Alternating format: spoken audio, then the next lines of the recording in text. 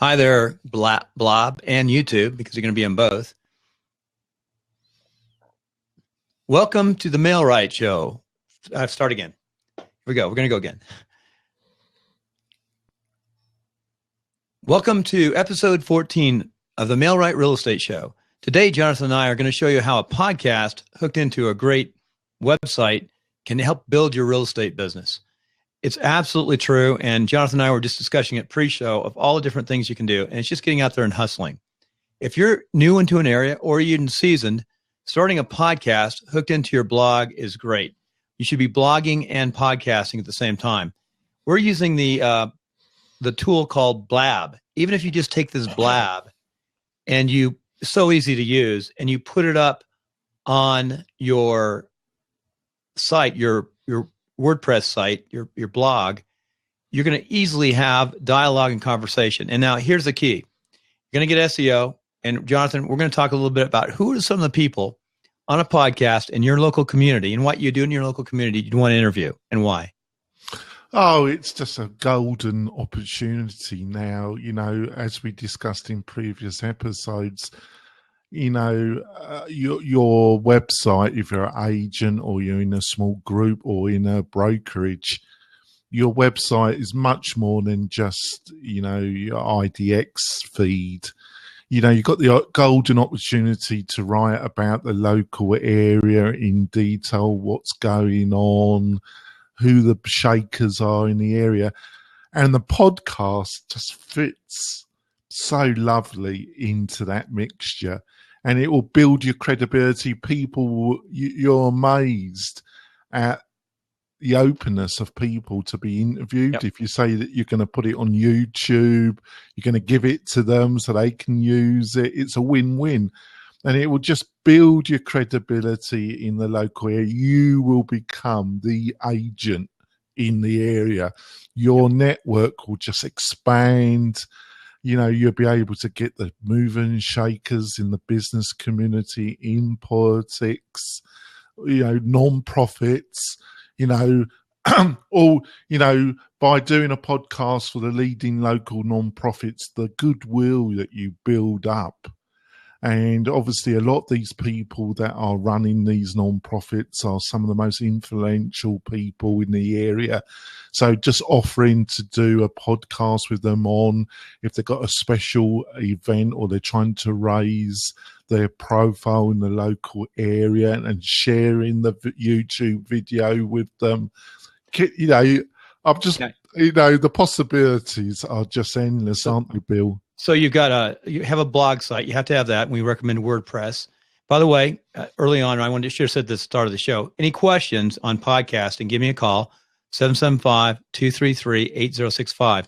Just leave a message on my cell phone if I don't answer, and I'll get right back to you. I think word of mouth is the best thing. If you need any help, any questions. That's the other thing that we hope to build on Mail-Right, is that we're going to do a series of webinars. Bill is the podcasting expert. He's going to help Mail-Right with, we're going to do webinars. And, if we get a group of agents that really, really want to get results, Bill can go and see them and train them. And, for very low price. The main thing is just to get their equipment set up and just do the first one or two podcasts, and Bill can help them with that. Right. And as a medium to build up an agency, a brokerage, this is so powerful. And I can't believe no one's doing it around here. I started, my wife has a little real estate company and she's with Chase.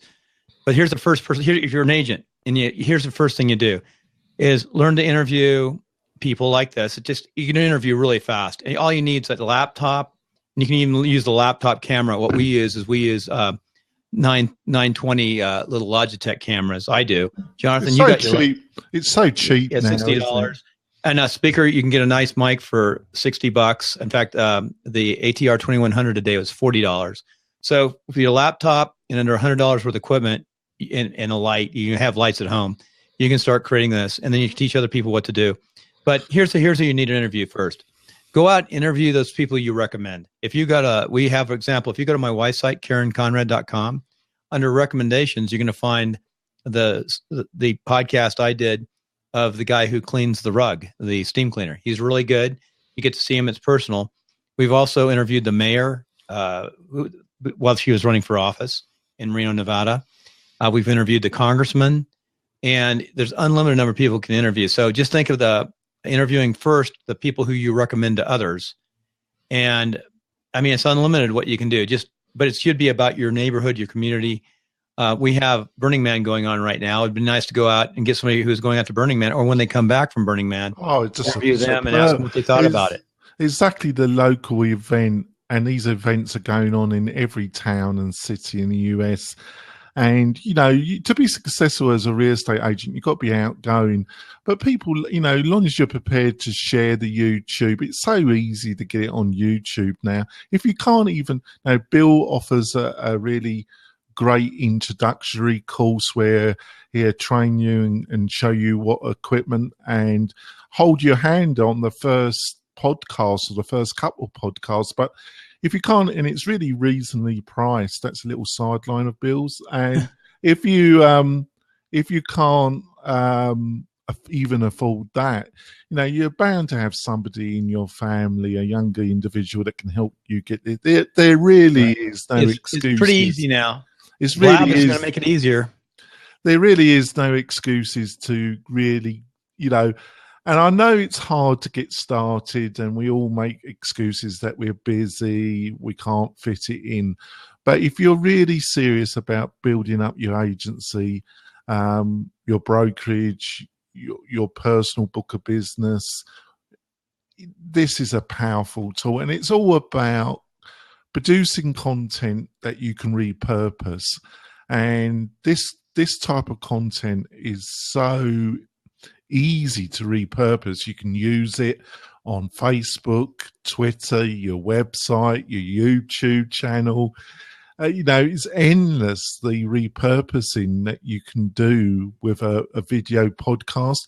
And the beauty is, isn't it, Bill, that you don't even have to bother with iTunes. That's not difficult. It's just a little bit more awkward. But you can really use Stitcher. You can just put this on YouTube. And there's a number of new tools. We're using one now, aren't we? Blab. Yeah, first time on this show. There really isn't. So, what do you feel, Bill? On reflection, we've been talking about this for the past couple of months, but I think you now see that the kind of power of local interviewing and using it on a local blog or real estate website is all powerful, isn't it, Bill? Yeah, I just dropped in KarenConrad.com/recommendations. But if you don't, you can do it. There's a lot of free courses now for podcasting too, and books. So I'm not, quote unquote, I consider myself the super expert in podcasting. I'm pretty good. You're the wizard. I'm pretty good at real estate, understanding real estate. I'm good at, hooking in the websites for the blog. And then I think you're being a little bit. Bill's a fantastic podcaster, and he's got a national show. And I think having somebody like Bill that can get you started. I think also, like I say, it'll help you for the first couple episodes. I think it's getting those first couple episodes out and getting over that initial inertia. Oh, yeah.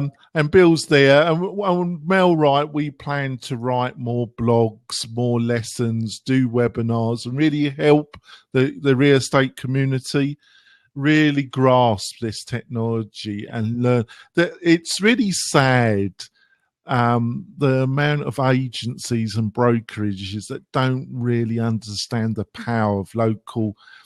To become a real successful brokerage, you've got to become a kind of media production company. Literally, you got to talk about your community, do videos, and yes, there is a place for the more production-heavy kind of promotional videos, but also there's an enormous place for the educational, the interviews, and like I say, especially if you use it for non-profits, you use it for courses, local charities and non-profit events in the area, and you come to see as a community resource. And a lot of small businesses can't do this. But if you're in a small group of agents and you're prepared to just spend a bit of time on this, the possibilities of dominating local search are enormous, aren't they, Bill? I think so. I think the more you're known in your community, the more you're liked, the more people are familiar when they see you, the better. That's why real estate agents put their picture on their card so they can, when you see them, you actually can recognize them and feel like you know them. It's just, but basically what we're saying, any experienced real estate professional knows that they get involved in local non-profits, they get involved in charitable events, they go to all the networking events, they learn how to promote themselves without it being seen as really being aggressive. They learn that they've got to make their phone calls, they've got to learn their scripts, they've got to keep in front of their referral resources in a non-abrasive way. And, they learn that on the field, and on the internet it's just the same. But it just seems to be a kind of mental hurdle, really understanding all the power of all this, doesn't it, Bill?